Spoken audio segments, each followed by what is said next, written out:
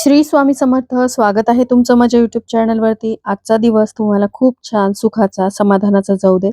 हीच मी स्वामींच्या चरणी प्रार्थना करते आणि आजच्या या नवीन व्हिडिओला सुरुवात करते. कृष्ण पक्षातील चतुर्थी तिथीला संकष्टी चतुर्थी व्रत साजरे केले जाते. संकष्टी चतुर्थीला गणेशांची पूजा केली जाते. असे मानले जाते की संकष्टीला जे भक्त पूर्ण भक्तिभावाने गणपतींची आराधना करतात त्यांना दीर्घायुष्य आणि उत्तम आरोग्य लाभते. यावर्षी संकष्टी चतुर्थी 20 ऑक्टोबर रोजी सकाळी 6:46 सुरू होणार आहे. 21 ऑक्टोबर रोजी पहाटे 4:16 समाप्त होणार आहे. उदय तिथीनुसार 20 ऑक्टोबर रोजी संकष्टी चतुर्थी व्रत पाळण्यात येणार आहे. या दिवशी चंद्रोदयाची वेळ ही रात्री 8:35 असणार आहे. अश्विन महिन्यात आलेली ही संकष्टी चतुर्थी वक्रतुंड संकष्टी चतुर्थी म्हणून ओळखली जाईल. या चतुर्थीचे व्रत मुलांच्या दीर्घायुष्यासाठी आणि उत्तम आरोग्यासाठी ठेवले जाते. चतुर्थीच्या दिवशी गणेश आणि चंद्रदेवांची पूजा केली जाते. या दिवशी अनेक सेवा व उपायही केले जातात. तर असाच एक उपाय मी आजच्या व्हिडिओमध्ये शेअर करणार आहे. हा उपाय आईने मुलांसाठी करायचा आहे. मुलांच्या अभ्यासाविषयक काही समस्या असतील, नोकरी व्यवसायाविषयक काही समस्या असतील, तुमची मुलं असतील, मुली असतील, तरी देखील हा उपाय तुम्हाला करता येणार आहे. तर हा उपाय कशा प्रकारे करायचा आहे, दुर्वांसोबत एक अतिशय महत्त्वाची वस्तू देखील तुम्हाला गणपतींना अर्पण करायची आहे. पण हा उपाय तुम्हाला नेमका कुठे करायचा आहे, ही सगळी माहिती जाणून घ्यायची असेल तर व्हिडिओ स्किप न करता शेवटपर्यंत बघा. चॅनलवरती पहिल्यांदा आला असाल तर नक्की सबस्क्राईब करा आणि असेच नवनवीन माहिती पूर्ण व्हिडिओ बघण्यासाठी बेल आयकॉनलाही क्लिक करा. त्यामुळे जेव्हाही मी नवीन व्हिडिओ अपलोड करेल तेव्हा त्याचं नोटिफिकेशन सर्वात आधी तुम्हाला मिळेल आणि तुम्ही एक पण व्हिडिओ मिस करणार नाही. तर उद्या रविवारी आलेल्या संकष्टी चतुर्थीच्या दिवशी तुम्ही हा उपाय दिवसभरामध्ये कधीही करू शकता. आईची जर अडचण आलेली असेल तर अशा वेळेस आई ऐवजी वडिलांनी हा उपाय केला तरीही चालेल. तुमची मुलं तुमच्या जवळ राहत असतील तर मुलांकडून हा उपाय करून घ्या. मुलं दूर राहत असतील किंवा मुलांना सोबत नेणं शक्य नसेल तर अशा वेळेस आई किंवा वडिलांपैकी एकाने हा उपाय करावा. पण जर तुम्हाला घरामध्ये सुतक पडलेला असेल तर अशा वेळेस सुतकामध्ये हा उपाय तुम्हाला चुकूनही करायचा नाही. श्री गणेश हे विद्येचे देवता आहेत. ते विघ्नहर्ता आहेत. आपल्या भक्तांवर येणारी सर्व संकट, विघ्न दूर करून ते त्यांना भरभरून असे आशीर्वाद देत असतात. त्यामुळे आपल्या मुलांविषयी काही समस्या असतील, त्यांच्या अभ्यासामध्ये प्रगती होत नसेल, नोकरी व्यवसायाच्या ठिकाणी त्यांच्या काही समस्या असतील तर त्या सर्व समस्या दूर होतील आणि मुलांची प्रत्येक क्षेत्रामध्ये प्रगती व्हायला लागेल. इतर चतुर्थीप्रमाणेच उद्याच्या चतुर्थीच्या दिवशी सुद्धा तुम्हाला सकाळी लवकर उठायचं आहे. उद्याच्या दिवशी तुम्हाला उपवास पकडायचा आहे. आई वडील दोघांनी पकडला तर खूपच छान, पण दोघांपैकी एकांनी तरी आपल्या मुलांसाठी उद्याच्या चतुर्थीचं व्रत पकडावं. कारण ज्यांना मुलं बाळं आहेत त्यांनी त्यांच्या मुलांच्या कल्याणासाठी हे व्रत आवर्जून केलं पाहिजे. जी लोक महिन्याला येणाऱ्या चतुर्थीचा उपवास करतात त्याच लोकांनी उद्याचा उपवास करायचा आहे. आणि जर तुम्ही अजूनही चतुर्थीचा उपवास करत नसाल तर कोणत्याही मंगळवारी अंगारिका चतुर्थी आली तेव्हापासून तुम्ही चतुर्थी व्रताला सुरुवात करू शकता. आता हे उपाय करण्यासाठी तुम्हाला उपवास करण्याची गरज नाही. सेवा उपासना तुम्ही उपवासाशिवाय सुद्धा करू शकता. कारण कोणतीही सेवा उपासना मनोभावे श्रद्धेने केली तरी ती भगवंतापर्यंत पोहोचत असते.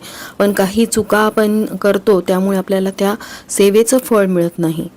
जसं दुर्वा अर्पण करत असताना चुकीच्या पद्धतीने अर्पण केल्यामुळे तुम्हाला त्या सेवेचं फळ मिळत नाही, अगदी त्याच प्रकारे संकष्टीच्या दिवशी गणपतीची पंचोपचारे पूजा करत असताना पुढील चुका आवर्जून टाळाव्या तरच तुम्हाला त्या सेवेचं फळ मिळेल.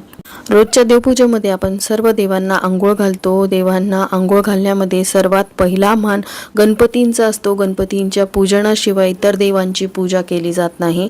उद्या तर संकष्टी आहे तर उद्या सकाळी उठल्याबरोबर देवपूजा करून घ्यायची आहे. त्यानंतर तुम्हाला गणपतींवरती अथर्वशीर्षाचं पठण करून जलाभिषेक करायचा आहे किंवा तुम्ही पंचामृताने सुद्धा अभिषेक करू शकता आणि त्यानंतर अथर्वशीर्षाचं पठण करू शकता. असं केलं तरीही चालेल.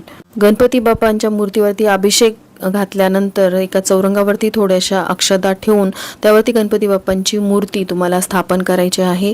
त्यानंतर गणपती बाप्पा हे असे एक पुरुष दैवत आहे ज्यांना तुम्ही ओलं कुंकू अर्पण करू शकता, वाहू शकता. कारण दुसऱ्यात पुरुष देवतांना कुंकू चालत नाही. चंदन किंवा अष्टगंधच तुम्ही लावू शकता. पण गणपती बाप्पांना थोडंसं कुंकू ओलं करून त्यानंतर अखंड अक्षदाच गणपती बाप्पांना अर्पण करायच्या असतात. तुटलेल्या अक्षदा अर्पण केल्यामुळे सुद्धा गणपती बाप्पा नाराज होतात, कारण अक्षदा सुद्धा त्यांना तितक्याच प्रिय आहेत. आपल्या प्रत्येक पूजेमध्ये अक्षत म्हणजेच तांदूळ हे वापरावे लागतात आणि ते श्री गणेशांच्या पूजेमध्ये सुद्धा आपण वापरत असतो. अनेक वेळा मनोभावे पूजा करून सुद्धा आपल्याला इच्छित असे फळ मिळत नाही. त्याला कारण म्हणजे तांदूळ होय. ज्यावेळेस आपण तांदूळ फुटलेली तुटलेली अशी वापरतो त्यावेळेस ते अशुभ मानले जाते आणि त्यामुळे सुद्धा गणपती बाप्पा हे आपल्यावरती प्रसन्न होत नाहीत. म्हणून ह्या छोट्या छोट्या चुका आपल्याला टाळायच्या आहेत, ज्यामुळे गणपती बाप्पांची कृपा आपल्यावरती राहील, आपल्या मुलाबाळांचं कल्याण होईल, त्यांच्या शैक्षणिक प्रगतीमध्ये किंवा नोकरीमध्ये येणारे अडथळे दूर होतील, आपल्या घरावरती आपल्या कुटुंबावरती येणारे सर्व अडथळे दूर होतील. त्यानंतर गणपती बाप्पांना तुम्हाला कापसाची वस्त्र अर्पण करायची आहे, ज्यामध्ये पांढरी वस्त्रमाळ, त्यानंतर जानवं ह्या सर्व वस्तू तुम्ही अर्पण करायच्या आहेत. लाल रंगाचं फूल अर्पण करायचं आहे. त्यानंतर मोदकाचा नैवेद्य दाखवायचा आहे. आता जो उपाय मी तुमच्यासोबत शेअर करणार आहे, ज्यामध्ये आपण दुर्वा आणि 2 महत्त्वाच्या वस्तू गणपती बाप्पांना अर्पण करणार आहोत, त्या तुम्हाला घरच्या गणपतीला नाही तर जवळच असलेल्या मंदिरामध्ये जाऊन अर्पण करायच्या आहेत. कारण मंदिरामध्ये घरापेक्षा कितीतरी पटीने जास्त पावित्र्य असतं आणि तिथे केलेली कुठलीही सेवा तुम्हाला लवकर फळ देते. म्हणूनच ही सेवा आपल्याला जवळच्या गणपती मंदिरामध्ये जाऊन करायची आहे. आता हा उपाय करण्यासाठी आपण श्री गणेशांच्या पूजेमध्ये दुर्वा वापरणार आहोत. दुर्वांशिवाय गणपतींची पूजा अपूर्ण मानली जाते. श्री गणेशांच्या पूजेमध्ये दुर्वा अर्पण केल्याने सर्व बाधा दूर होतात आणि घरामध्ये सुख शांती नांदते. तसं तर गणपती बाप्पांच्या पूजेमध्ये आपण फुलं, अष्टगंध, गुलाल, इतर पाने, फुले, विविध स्वरूपाचे साहित्य वापरत असतो. पण या सर्व वस्तूंमध्ये दुर्वा ह्या गणपतीला जास्त आवडतात. त्यामुळे ज्यावेळेस मनोभावे तुम्ही गणपतींना दुर्वा योग्य प्रकारे अर्पण करतात त्यावेळेस गणपती बाप्पा हे लवकर प्रसन्न होतात. त्याचबरोबर गणपतींना नेहमी ताज्या दुर्वा अर्पण कराव्यात. कालच्या म्हणजे जुन्या किंवा शिळा झालेल्या दुर्वा कधीही अर्पण करू नयेत. तर आता हा उपाय आपण संकष्टीच्या दिवशी करणार आहोत. हा उपाय आई वडील दोघांपैकी एकाने केला तरीही चालेल किंवा मुलाने स्वतःसाठी केला तरीही चालेल. आता मुलं आपल्याजवळ असतीलच असं नाही. मुलं शिक्षणानिमित्त बाहेर हॉस्टेलवर राहत असतील आणि त्यांच्या त्या करिअरमध्ये यशप्राप्ती मिळावी म्हणून आई वडिलांपैकी एकाने जरी हा उपाय केला तरीही चालेल. तर या उपायासाठी आपल्याला 21 दुर्वा घ्यायच्या आहेत आणि त्या दुर्वांसोबत आपल्याला एक लाल फूल घ्यायचं आहे आणि त्याचबरोबर आपल्याला 21 शमीची पत्र सुद्धा लागणार आहेत. आता शमीपत्र म्हणजे काय? शमीपत्र म्हणजेच मराठीमध्ये त्याला सौंदड असं म्हणतात. तर स्क्रीनवरती तुम्हाला ही पानं दिसत आहेत. एका देठाला भरपूर पानं आहेत. तर अशी तुम्हाला 21 देठं घ्यायची आहेत ज्याला ती पानं असतात.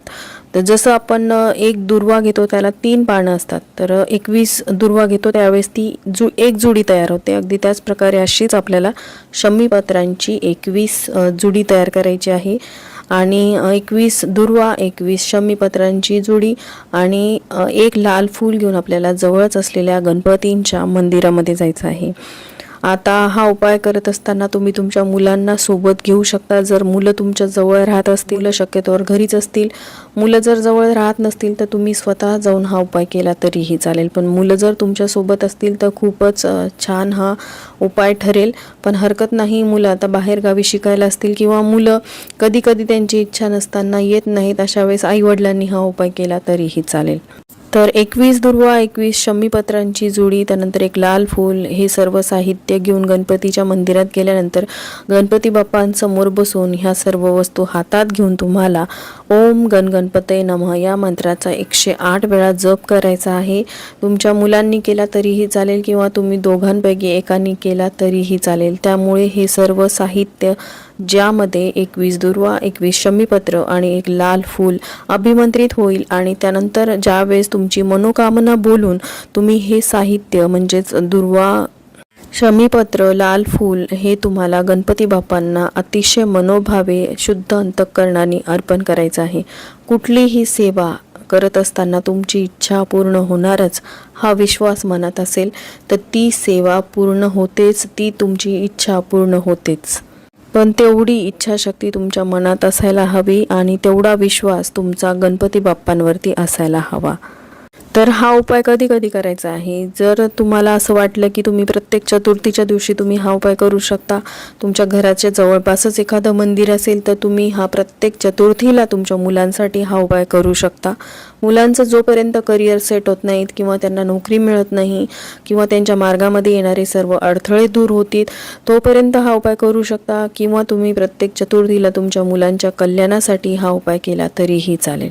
पण प्रत्येक वेळी हा उपाय करणं जर शक्य नसेल तर तुम्ही तुमच्या इच्छित कार्यासाठी हा उपाय प्रत्येक चतुर्थीला करू शकता. ज्यावेळेस तुम्हाला असं वाटलं की तुमची इच्छा पूर्ण झालेली आहे, तुमचं कार्य संपन्न झालेलं आहे, त्यावेळेस तुम्ही ही सेवा बंद करू शकता. घरच्या घरी आपण जी सेवा गणपती बाप्पांची करणार आहोत ती तर सुरूच राहणार आहे, पण आपल्या इच्छित कार्यासाठी आपण जी संकल्पयुक्त किंवा ही जी सेवा करणार आहोत ती आपल्याला इच्छा पूर्ण झाल्यानंतर आपल्याला ती तिथेच थांबवता सुद्धा येऊ शकते.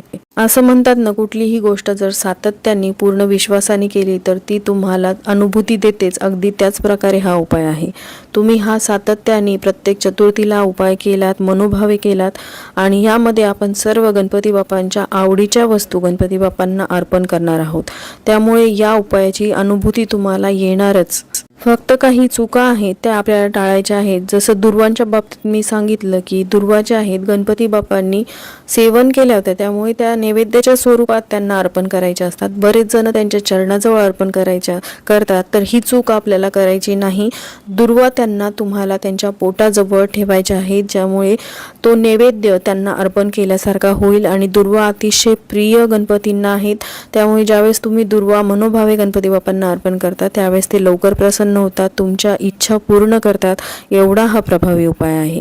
आणि दुर्वांसोबतच घरून जाताना तुम्ही गणपती बाप्पांसाठी मोदक किंवा बुंदीचे लाडू किंवा पेढे नैवेद्यासाठी नेऊ शकता. हा नैवेद्य तुम्हाला तिथेच गणपती बाप्पांना अर्पण करायचा आहे, ज्यामध्ये 11 मोदक, 11 पेढे किंवा 11 बुंदीचे लाडू मंदिरातच तुम्हाला गणपती बाप्पांसमोर ठेवायचे आहेत, किंवा तुम्ही तो नैवेद्य गणपती बाप्पांना दाखवल्यानंतर तिथे बसलेल्या इतर लोकांमध्ये वाटप करू शकता. तर तुमच्या मुलांच्या करिअरमध्ये येणारे सर्व अडथळे दूर व्हावेत, त्यांना इच्छित कार्यामध्ये यश मिळावं, त्यांना नोकरी संदर्भातील काही प्रश्न असतील तर ते मार्गी लागावेत, यासाठी उद्या आलेल्या संकष्टी चतुर्थीच्या दिवशी प्रत्येक आईने आपल्या मुलांसाठी हा उपाय करावा. तर चला, झालेली सेवा मी बाप्पांच्या चरणी आणि स्वामींच्या चरणी अर्पण करते. इथेच व्हिडिओ एंड करते. व्हिडिओ आवडला असेल तर लाईक, शेअर, सबस्क्राईब करा. श्री स्वामी समर्थ.